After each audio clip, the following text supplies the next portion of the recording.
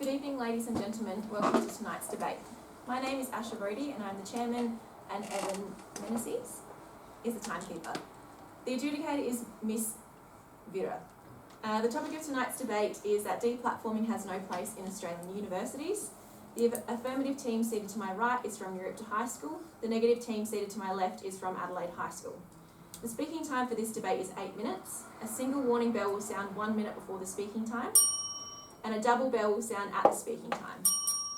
A continuous bell may be rung 30 seconds after the speaking time, in which case the speaker must sit down immediately. Please ensure that your mobile phones and other electronic devices are switched off. I declare this debate open and call upon the first affirmative speaker, Ashley Sontag. Do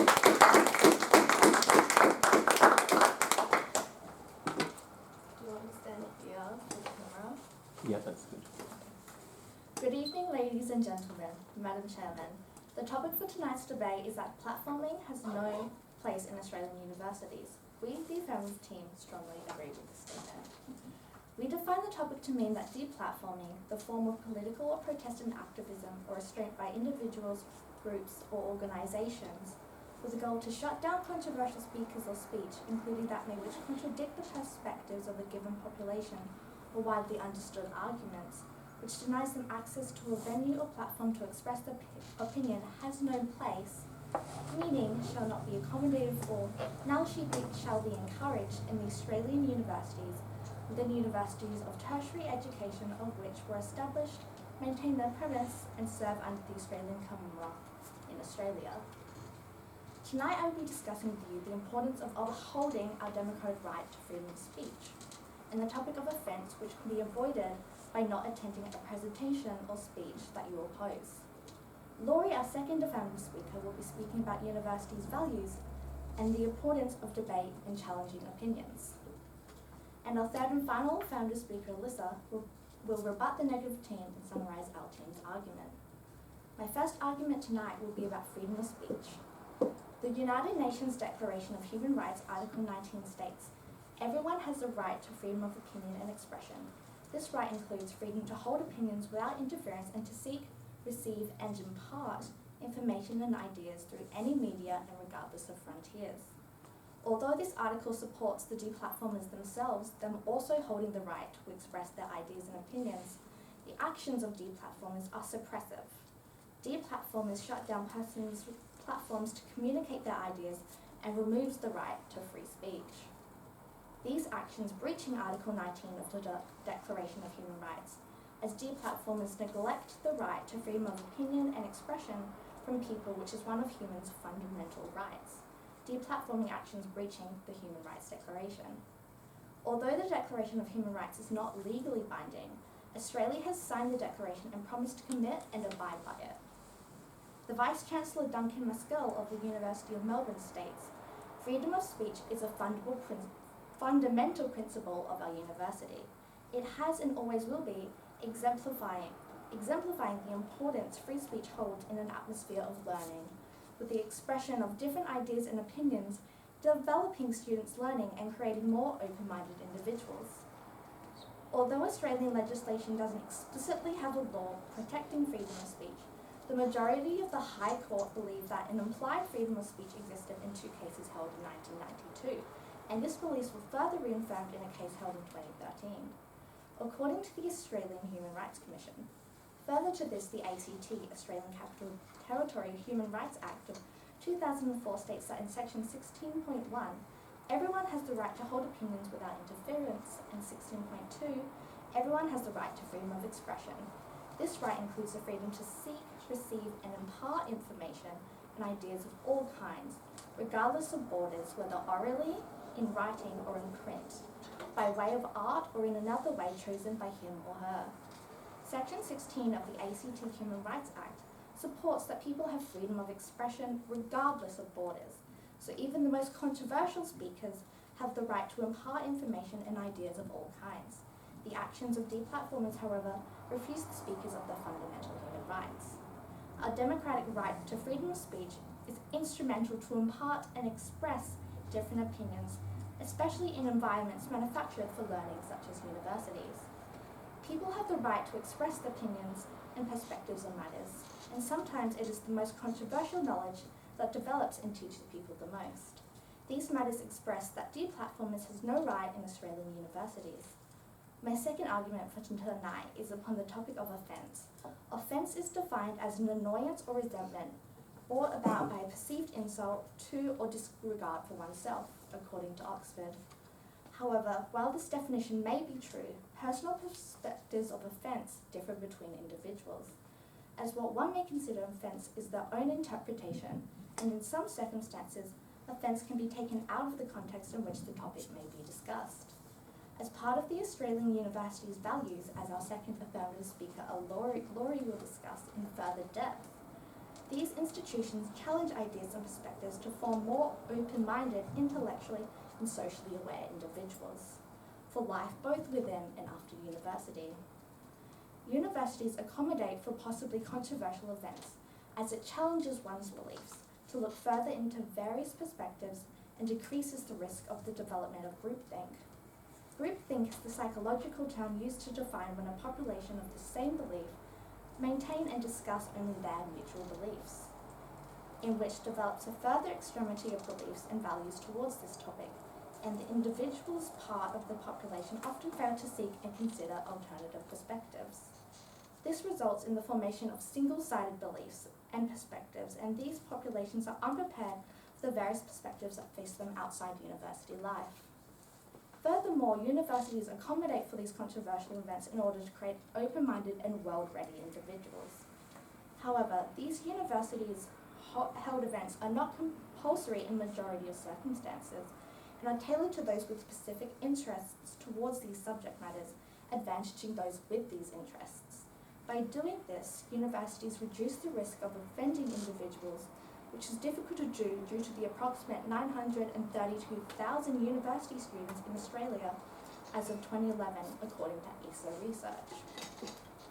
However, the voluntary code recognised academic freedom could be limited by reasonable requirements about course content and pedagogy. Yet, offence or shocking material that is otherwise compliant with the policy is protected by academic freedom, stating that so long as the material offence is compliant with education, it is protected by academic freedom. Despite the offence that may occur due to certain speakers' topics, or the events that some universities hold imposing upon speakers that they cannot have their voice heard within Australian universities, it is not a precedent that should be set for Australian academics and breaches the values of universities. Deplatforming individuals which challenge common beliefs or provide alternative perspectives does not eradicate people's offence towards topics, but providing a platform for anyone to share their views provides alternative perspectives and a further awareness towards societal, cultural and argumentative perspectives. To conclude, ladies and gentlemen, Madam Chairman, the topic that deplatforming has no place in Australian universities remains true, abiding by the importance of our Declaration of Human Rights of free speech and claims to offence. As Michael Spence, the University of Sydney's Vice-Chancellor, has said, the best alternative between opposing groups of deplatformers and speakers is if they actually begin to listen to one another. Thank you.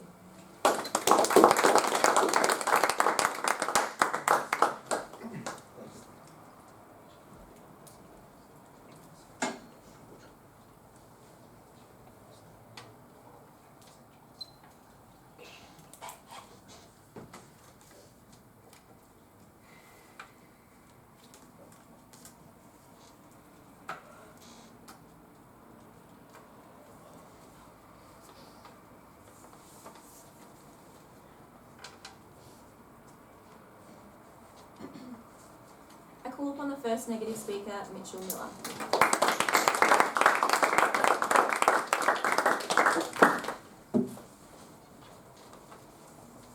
Good evening, ladies and gentlemen, Madam Chairman. As the first speaker for the negative team tonight, I'll be explaining 2 points as to why the topic that deplatforming has no place in Australian universities is incorrect. We agree with the definition provided by the affirmative team. As first speaker, before I go into the detail of my points, I'll outline our team's case for tonight. I'll begin by discussing how deplatforming will allow universities to draw the line between hate speech and freedom of speech on an individual basis, specifically on ideas they are willing or unwilling to endorse. I will also talk to you about how there are plenty of other locations speakers can seek out if they wish to express ideas from which they have been deplatformed at universities. Our second speaker will discuss how deplatforming serves well in a university, as it allows the campus to be reserved for educational purposes only, rather than, for example, speakers that may incite controversy, feelings of unsafety due to hate speech, and misinformation throughout the student body. He will also explain how deplatforming assists in limiting the spread of this misinformation throughout universities, whose students should be encouraged to have factually sound beliefs as well as those that are equally balanced, as the affirmative has mentioned. Our third speaker, Miles, will rebut the affirmative's case and sum up that of our team. I'll begin by rebutting some points made by the first affirmative speaker. The first affirmative speaker has mentioned that by including deplatforming as a power that universities hold, it is possible that we impose on the freedom of speech had by individuals to express their own opinions. We do not believe that universities, if they had this power, would use it only to shut down individuals whose beliefs are strictly against their own or controversial and may provoke some students who believe the other way. Instead, we believe that this power should be reserved for speakers who are directly inciting violence and hate speech towards certain demographics throughout the university. We also believe that this power, once again, should not be used to restrict purely freedom of speech, but also, as our second speaker will go on to talk about, the spread of misinformation throughout the student body. For example, the University of Sydney had to issue an apology after one of the speakers they allowed at their campus used a map which incorrectly displayed disputed territory as a part of India and Bhutan, rather than within the borders of China. If the university felt more comfortable employing deplatforming in this case, this apology would not have to be made, and the students which this speech was made to would not be misinformed about the map that was used in the speech. Furthermore, the first affirmative speaker also mentioned that deplatforming disencourages students from learning all perspectives of a certain topic, as the university will have the power to prevent other sides of the topic which may not be socially popular being taught to the students. However, once again, we do not believe this should be a use where deplatforming is employed. We believe that if the university is given this power, the onus will be on them to take responsibility for where they employ it, and if they choose to do so purely on ideas that are controversial, they should be willing and prepared to take the social backlash that may come with it. Furthermore, as I will go on to explain, regardless of if these speakers may be turned down for their controversial views, they are still able to talk about these ideas elsewhere, such as at small community clubs and online forums where their ideas can be more social, where their ideas will be spread more easily and accepted by the communities who are willing to listen. Now on to my points. My first point regards the baseline right of all universities to be able to make their own distinction between free speech and hate speech. As a negative team, we believe the inherent purpose of the concept of deplatforming speakers is not only to prevent them from spreading ideas that the institution, university, may be against, but also to prevent individuals from feeling in danger. Certain controversial speakers may present a risk in the former, some may be in the latter, and some may even fit into both categories. It's imperative for universities to make these judgments on an individual basis, as we acknowledge that there is no blanket rule for all circumstances. While deplatforming for such purposes may walk a very fine line between censorship and promoting a safe environment, it is in the hands of the universities to walk that line appropriately themselves. Deplatforming cannot be removed as at the very least a reserved power of universities, as in the case of speakers becoming overly radical and inciting violence or hate towards certain demographics, they cannot be allowed to continue speaking. While a certain train of thought could instead see this as imposing on the speaker's right to expression and free speech, this overlooks the incredibly important right that promotes student safety. And this is where we believe deplatforming should be mostly safe for. situations where a given speaker provokes violence or hate towards a certain demographic. Not only is it unsafe for those being targeted, but it can also put a stain on the reputation of the universities. Therefore, rather than believing that deplatforming has no place in universities at all, we should instead reserve it for extreme cases, where allowing the speaker to continue would pose an unnecessary risk to the safety of some individuals and/or to the prestige of the institution. My next point is about how the removal of speakers from a university is simply that. It does not necessarily mean that these speakers are unable to seek out other locations if they so wish. My previous argument has been with specific regard to speakers being removed from university campuses, where diversity is high and prestige is essential. While speech which incites violence or outright hate toward demographics should not be seen anywhere, those who have been deplatformed for controversial ideas that are sensitive for certain individuals can be relocated to more appropriate locations for discussion. Various smaller-scale clubs, organizations, and online forums can all function as more suitable areas for discussion, out of the way of those who may want to avoid such topics. The primary issue with allowing controversial speech at a university is its ability to be heard by varied demographics, variation which would not exist in smaller communities. Furthermore, promoting such controversial speech to be taken to other places allows it to be found and heard by those most likely willing to appreciate it much easier. Ladies and gentlemen, Madam Chairman, as a negative team, we know that deplatforming does in fact have an important place in Australian universities, if only as a reserve power. I have tonight spoken to you about how individual universities should be allowed to draw their own lines between hate and free speech, and then appropriately act on speakers found to be crossing this line. I also described how there are various other locations controversial speakers can bring their discussions, rather than the diverse environment of a university. Thank you.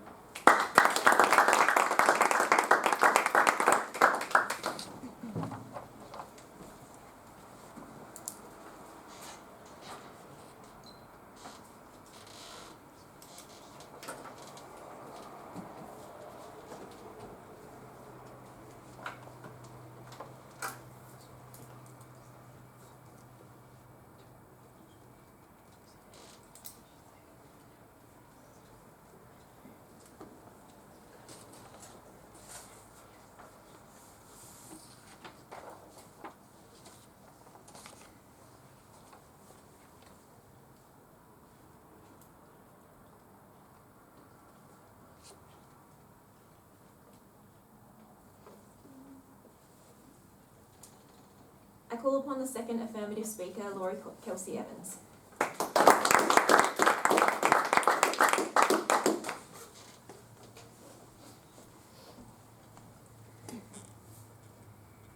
Good evening, ladies and gentlemen, Madam Chairman. Tonight's topic is that deplatforming has no place in Australian universities. As the affirmative team, we strongly agree with this statement. Before I begin my argument for tonight's debate, I would first like to rebut some points made by the first negative speaker. The first negative speaker has stated hate speech and freedom speech. However, this still comes under freedom of speech and under the policies in which universities conduct themselves. Freedom of speech doesn't discriminate between hate speech and normal speech or controversial speech. I would also like to go into the definition of controversial speech. The definition of controversial speech does not mean hateful or discriminatory, but says challenging and different. Deplatforming allows one speaker to stop another speaker from speaking. It doesn't, by stating that it's controversial, doesn't mean that they are deplatforming a hateful speaker, but could be an opposing speaker. This comes under stopping the pro-democracy speakers within Australian universities in accordance to Hong Kong. Some of the Chinese students, according to the ABC, were taken down for their controversial speech when it was opposing these Chinese students. It doesn't mean that the pro-democracy speakers had hateful speech, but opposing speech.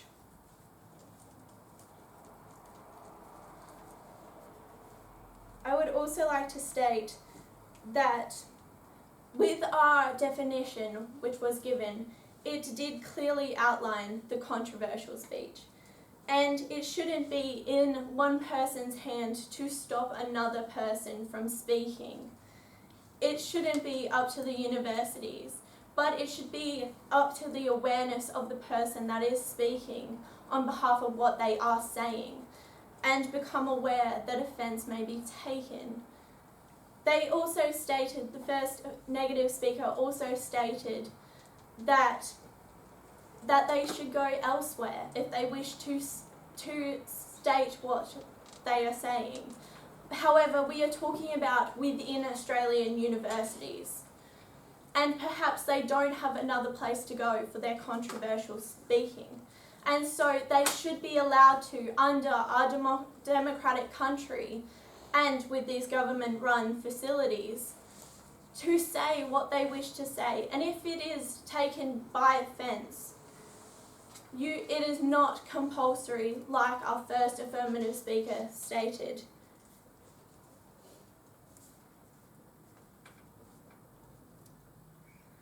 Our first affirmative speaker has gone into controversial speech and offence taken. I will be going into university policies and discussing the importance of debate and challenging opinions to create better alternatives within learning. Our third and final speaker, Alyssa, will rebut the negative team and summarise our team's arguments. My first argument for tonight's debate is Australian university core values and how they as an educational facility oppose deplatforming. The University of Adelaide has stated in an equal opportunity policy that it recognises fairness as an essential attribute to university values and considers fairness to consist of, and I quote, "The University of Adelaide is fair, objective, unbiased in its approach to teaching, research, business and administration. Freedom of expression is uncompromisingly protected and different views are heard with civility. Uncompromisingly is showing an awareness to make concessions to others, especially by changing one's ways or opinions. This means the university values freedom of speech unconditionally, and it is protected within these universities and many others through Australia. The University of Adelaide also states the university is dedicated to the intellectual quest, encouraging and supporting free thinking and free investigation in the pursuit of knowledge." The Minister of Education, Dan Tehan, stated the universities are important institutions where ideas are debated and challenged. We must ensure our universities are places that protect all free speech, even when what is being said may be unpopular or challenging. He also went on to state that the best university education is one where students are taught to think for themselves, and protecting freedom of speech is how to guarantee that. These quotes were found in the Australian Education Report into University Policies and Values on Freedom of Speech within Education, and how deplatforming will stop the educational right of anyone associated with the university to voice their opinion and create an advancement of their education. The University of Melbourne released a statement within their new policy released in June 2019 that freedom of speech and debate is explicit in the university activities and operations, and also states freedom of speech and academic freedom of expression are core values of the University of Melbourne. Universities around Australia promptly supports freedom of speech and expression emphasised by the quotes stated previously. They also proclaimed that challenge and unpopular speech is still supported within the universities through fairness of allowing both sides to express opinion and or debate ideas. They also expressed that there is no bias within freedom of speech. Allowing one speaker in turns must mean you allow the other. By deplatforming speakers both as students or teachers of the universities, we stop the opportunities to challenge ideas and do so undermine the principles, values and policy rights of a person within the universities to have freedom of speech and freedom of expression, and go against the basic democratic right of the country and society in which these universities are situated upon. Universities of Australia and the Minister and Department of Education state that freedom of speech within universities is upheld by the policy, principles and values of the university, and does so state in the Australian University Policy on Freedom of Speech and Expression that universities must allow for equal and fair opportunity. Universities of Australia are government owned and therefore as Australian educational facilities are under democratic rule, in which means they have the right to freedom of speech and expression to further the education and expand the mindsets of their students. Honourable Dan Tehan, the Minister who wrote the University Policy to Freedom of Speech and Rights of Students within higher education, states, freedom of speech is a paramount value of universities. Universities have a duty to ensure that no member of staff and no student is subject to threatening or intimidating behaviour by another person or persons on account of anything they have said in exercising their freedom of speech. Our universities must understand their obligation to ensure the values we adopt as a nation are upheld on campus, including free speech, the right to protest and academic freedom. Thank you.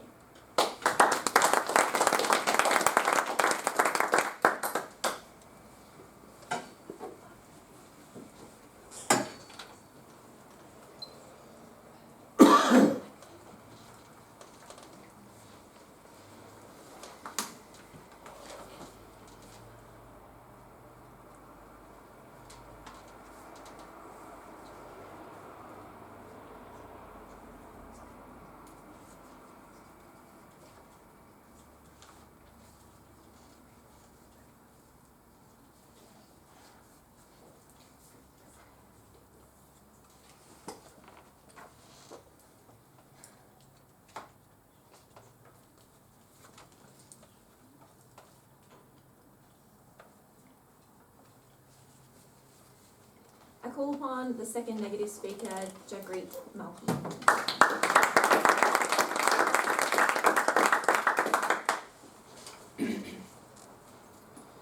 Good afternoon, Madam Chairman, ladies and gentlemen. The topic for tonight's debate is that deplatforming has no place in Australian universities. As the negative team, we definitely believe that the statement is false, and that deplatforming serves an important purpose, particularly in universities. Before I present my key points, I would first like to point out various flaws in the opposition's arguments.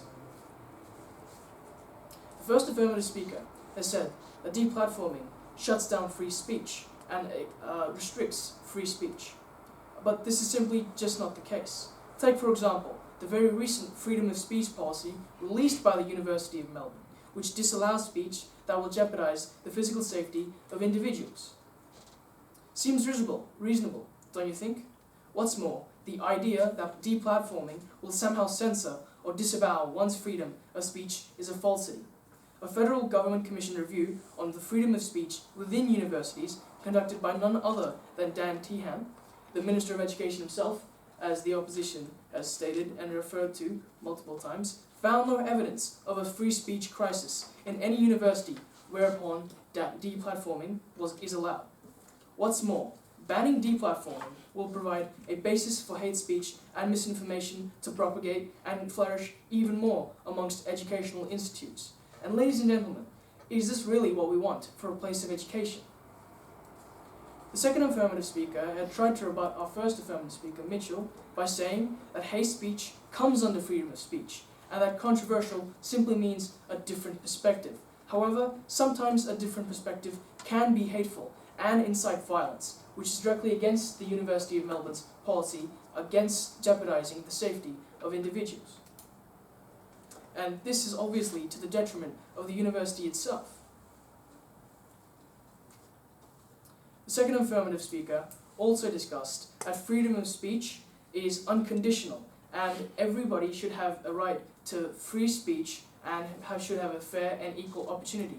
But at what point do we draw the line between hate speech and inciting violence against somebody and simply offering a different perspective and a different view?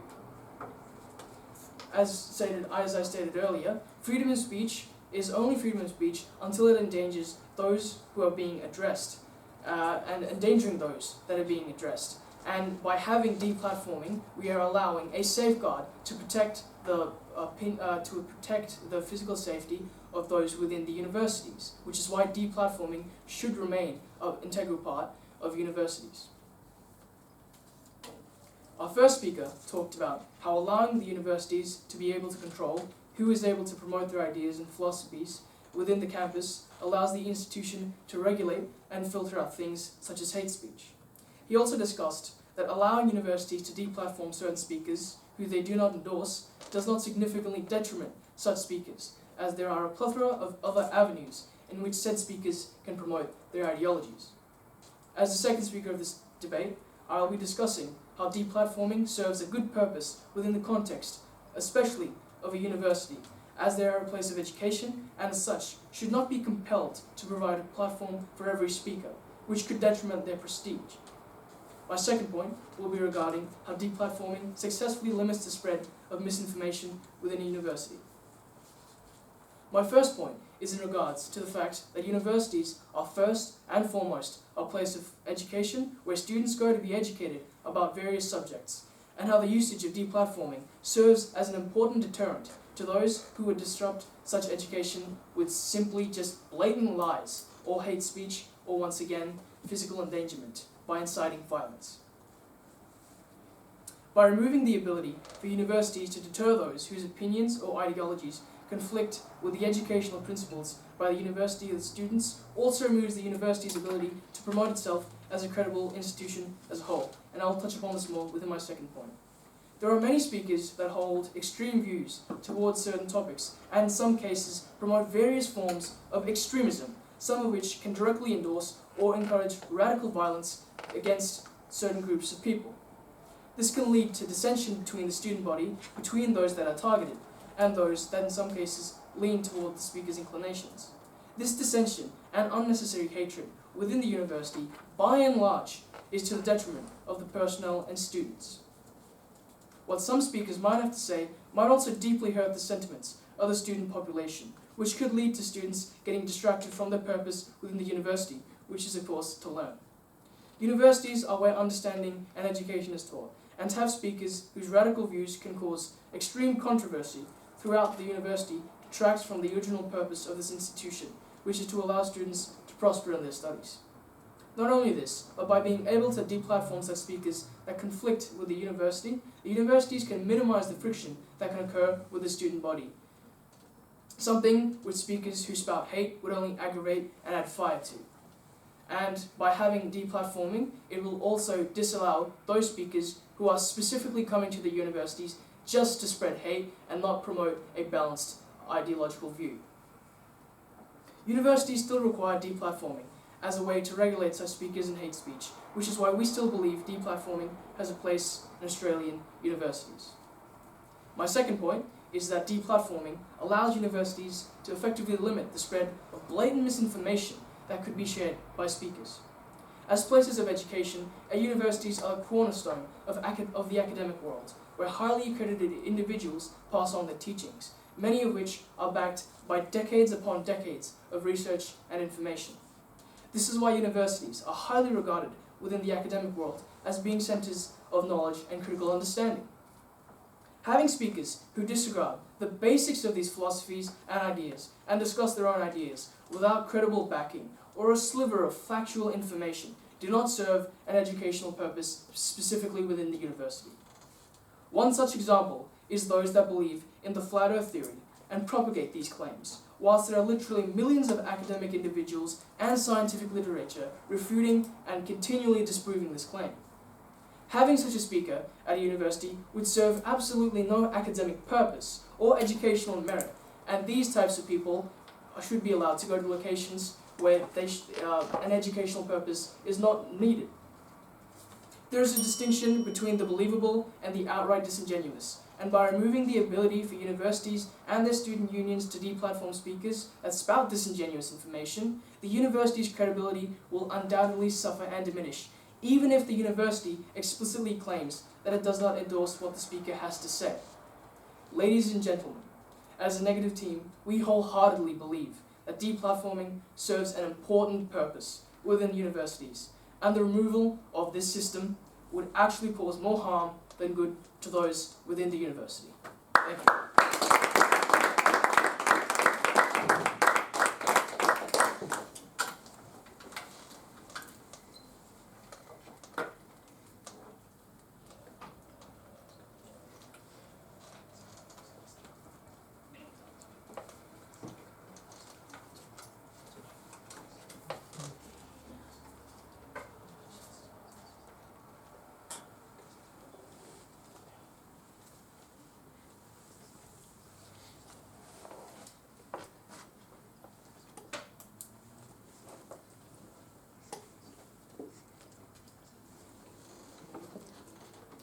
call upon the third affirmative speaker, Alyssa Feltus.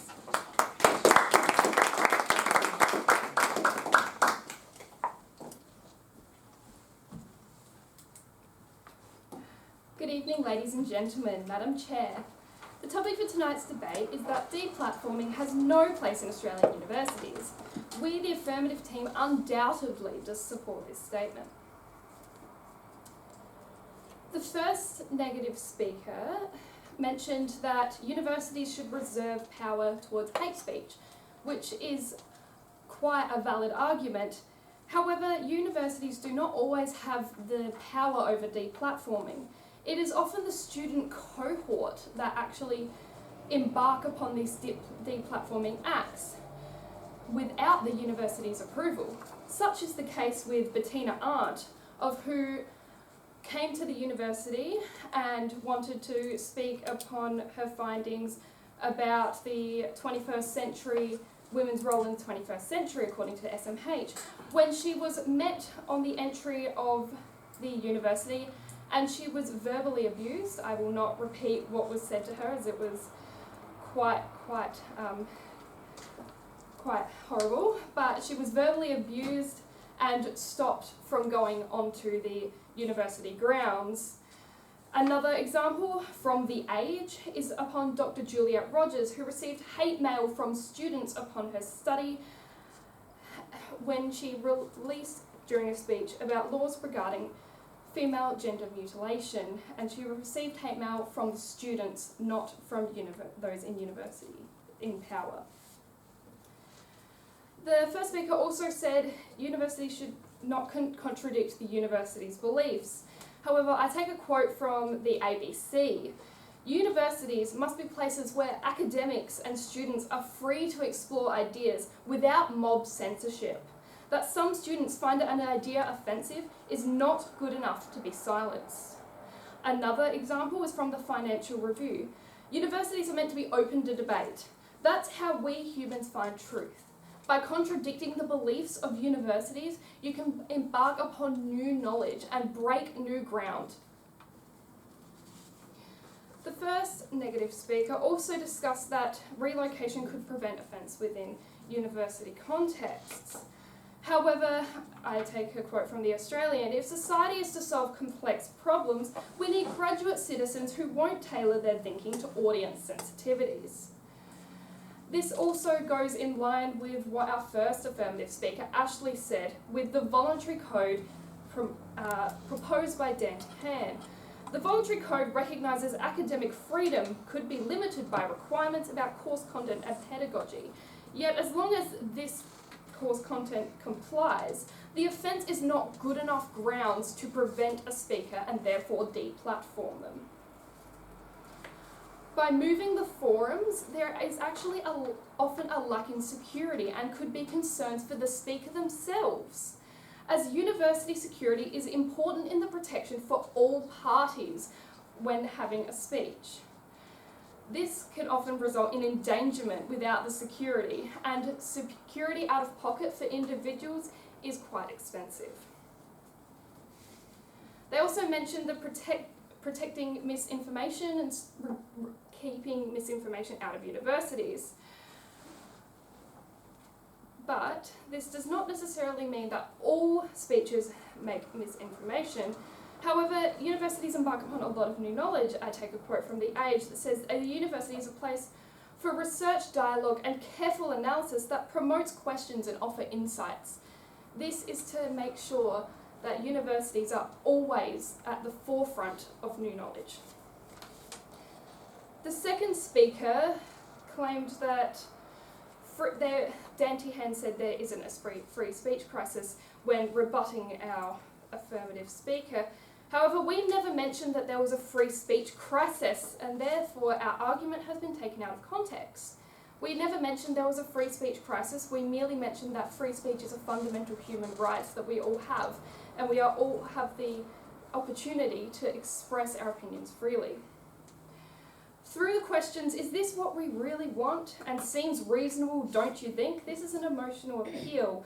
They're rhetorical and they do not provide evidence after the question to support their argument. The second negative speaker, only refers to hurtful examples of speakers when talking about deplatforming. However, many speakers embark upon new knowledge and break new ground for research to further learning.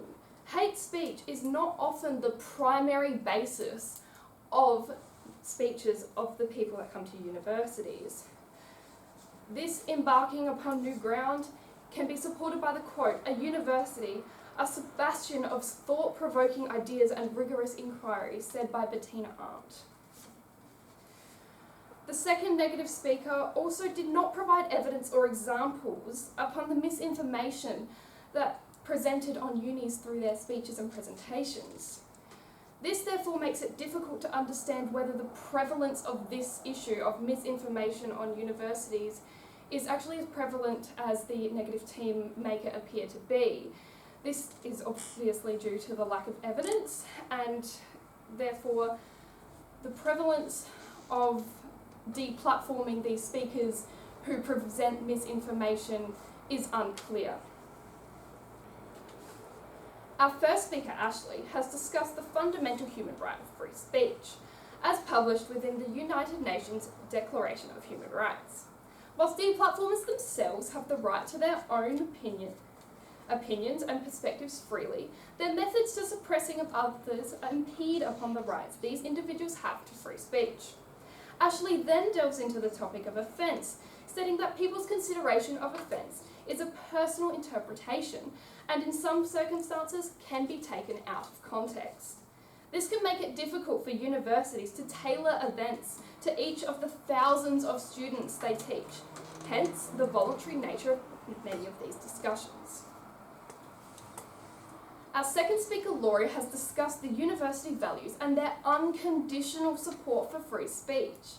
This comes as the University of Adelaide's values include freedom of speech is uncompromisingly protected and different views are heard with civility, with the support of statements from Federal Education Minister Dan Tehan and other Australian universities. This uncompromising protection means deplatformers cannot invalidate one's opinions or perspectives, rather can debate them and provide further alternatives.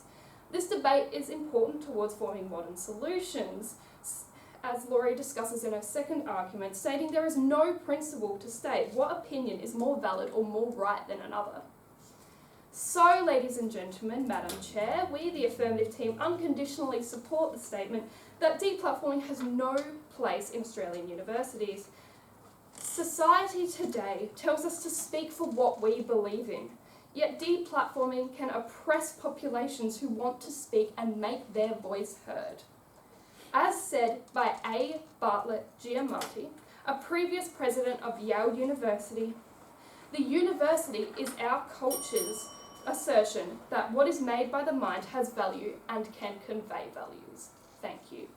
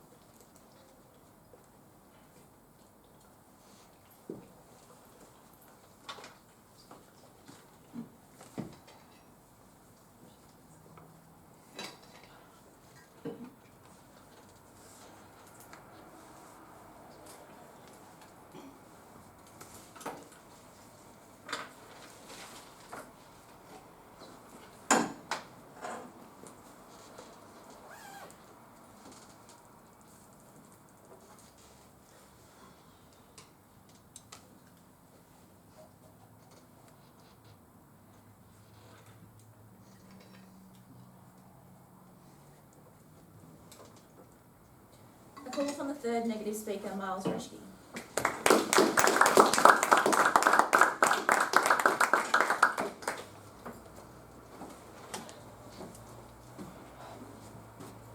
Good evening, Madam Chairman, ladies and gentlemen.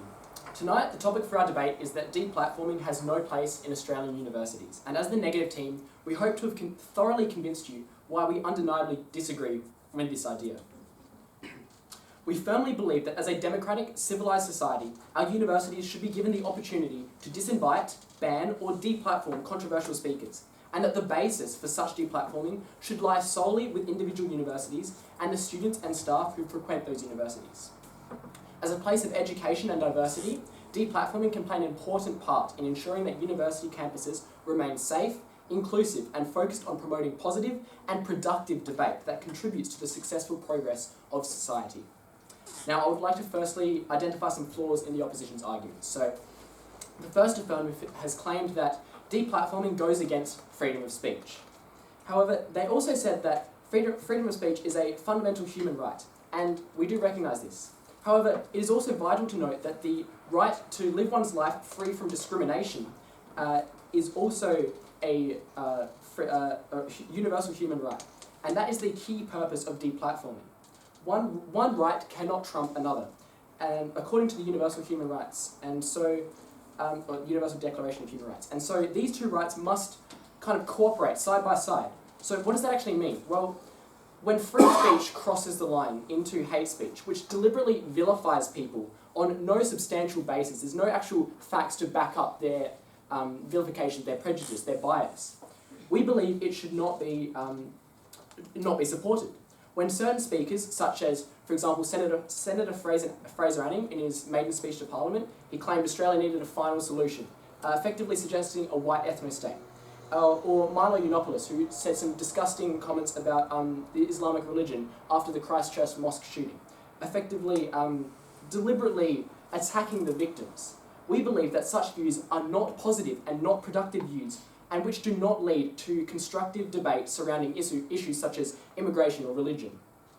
Nothing productive can come from allowing prejudice and misinformed racists from spreading their rhetoric, and hence deplatforming in such cases is incredibly important. The first affirmative also claimed that being offended by a topic is subjective, and that those offended should simply not attend a controversial speaker's speech at a university. However, when the university that, for example, a minority group attends, actively supports and endorses a speaker who has been known to deliberately incite violence and danger and anger against that minority group, it doesn't matter whether they actually attend the speech or not. It actually sends a harmful message to that group that they are not as valuable to the wider community as other people. And so this is why the line between hate speech and free speech must be drawn. So the second affirmative speaker has also claimed that there's freedom of speech. You can't differentiate between freedom of speech and hate speech. You have to allow for both in order to allow for freedom of speech. However, we aren't advocating that all controversial speakers have hate speech. Rather, we're recognising that often there are those extremist speakers who mistake their hate speech and the angry responses that people have to such speakers for their right to free speech. And despite this, we have state and federal legislation, such as the Racial Discrimination Act, which states that racism, to personally discriminate on the basis of race, religion, or national origin, etc., we have those laws and for a reason. So speech that singles out and attacks on the basis of race is actually illegal, and similar laws exist for sexual orientation, gender, and religious beliefs. So furthermore, visitors to Australia have to pass a character test in order to successfully gain their visa, and part of which states that their presence in Australia must not incite discord or deliberately vilify members of the community. If we can ban those who fail this test to enter Australia, surely it is fair to ban Australian citizens for hate speech for similar reasons.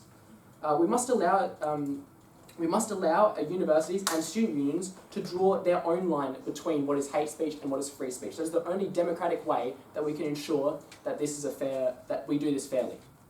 So the second affirmative speaker also claimed that it shouldn't be up to the universities to determine what speech is hate speech. However, in this point we completely disagree.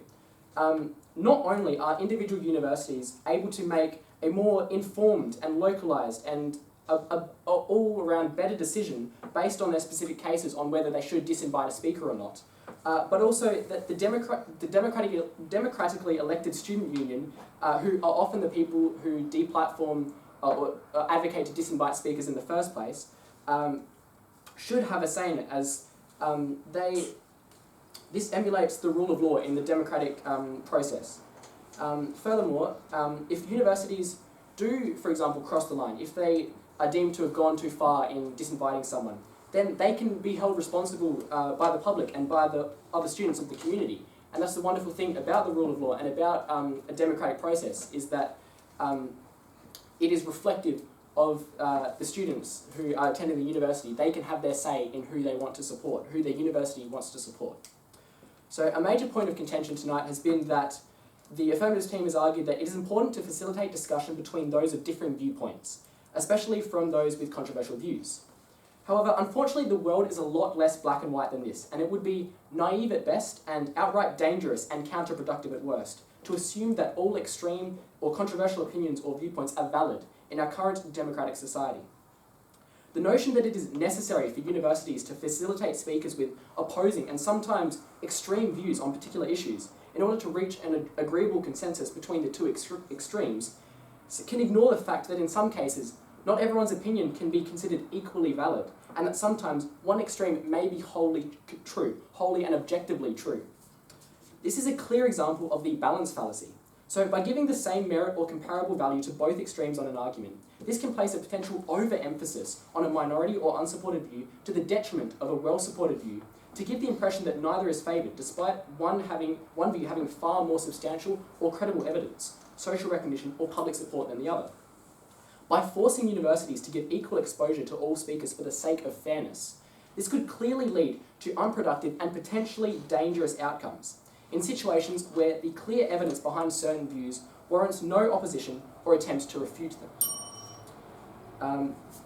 Furthermore, universities have an obligation as a place of education to not support speakers who spread misinformation and deliberately incite dangerous discord in our communities. And hence we believe that deplatforming allows universities to establish where they draw the line between hate speech that deliberately vilifies minority groups or sections of the community and those speakers whose views can be conducive to healthy and productive debate. So tonight, our first speaker, Mitchell, explained how deplatforming gives students the freedom to select the speakers they choose to endorse and to filter out hate speech to foster a diverse learning environment. Universities should have a moral obligation to refuse any speaker who actively demonises minority groups or incites violence. Our second speaker, Jagreet, supported this stance by discussing the importance of ensuring that universities remain places of education that do not discriminate or exclude any members of their community, and that certain deliberately inflammatory speakers who incite violence and anger could potentially create a dangerous and toxic atmosphere which is detrimental to a positive learning environment. Therefore, Madam Chairman, ladies and gentlemen, to conclude our team's case for tonight's debate, we resolutely believe that deplatforming can have an integral place in Australian universities, and that universities should be free to eliminate hate speech, calls for violence, and the spreading of misinformation, which are all factors that do not and cannot lead to healthy and constructive public debate, and further undermine the university's role as a place of education and social progress. Thank you.